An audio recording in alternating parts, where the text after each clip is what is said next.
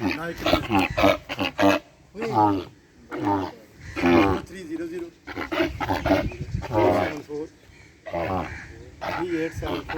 है जी बहावलपुर रियासत का कौमी परिंदा पेलिकॉन।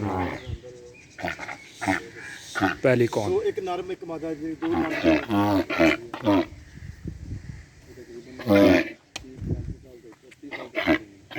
ਇਹਨਾਂ ਦੀ ਉਮਰ ਇੱਕ ਦੀ 30 ਸਾਲ ਉਹੀ ਨਹੀਂ ਉਮਰ ਹੋਈ ਦੀ ये हलाल परिंदा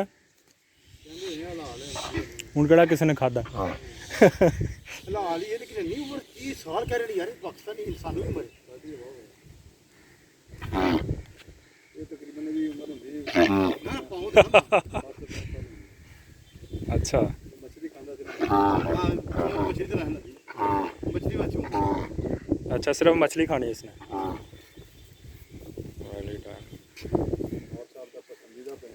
पहली कौन नाम बताया? अच्छा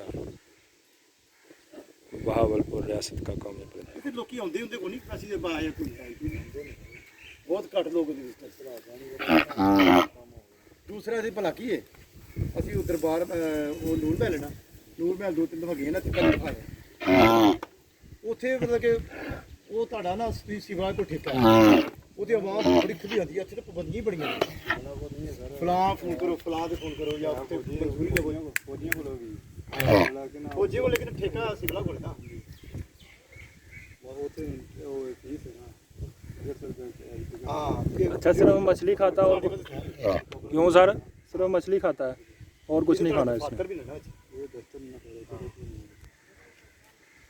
ਇਹ ਤੇ ਕੰਮ ਸਿਵਲ ਹੁੰਦੇ ਨਾ ਇੱਥੇ ਫ੍ਰੀ ਵੀ ਸਿਵਲਾਂ ਵਾਸਤੇ ਇੱਥੇ ਫ੍ਰੀ ਹੈ ਪਰ ਕਿ ਉਹ ਬਾ ਹੁੰਦਾ ਬੜੇ ਪਰਮਿਸ਼ਨ ਮਿਲ ਜਾਂਦੀ ਹੈ ਹੁਣ ਥੋੜੀ ਜਗ੍ਹਾ ਤੇ ਕੋਰਟ ਮੰਨ ਦੀ ਜਿਹੜਾ ਤੁਹਾਨੂੰ ਥੋੜੀ ਪਰਮਿਸ਼ਨ ਮੰਗ ਦਿੱਤੀ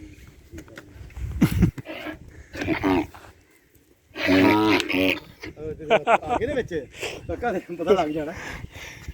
अच्छा डरते डरते को नहीं नहीं इन्होंने क्या इतनी एज वाला परिंदा बता रहा है।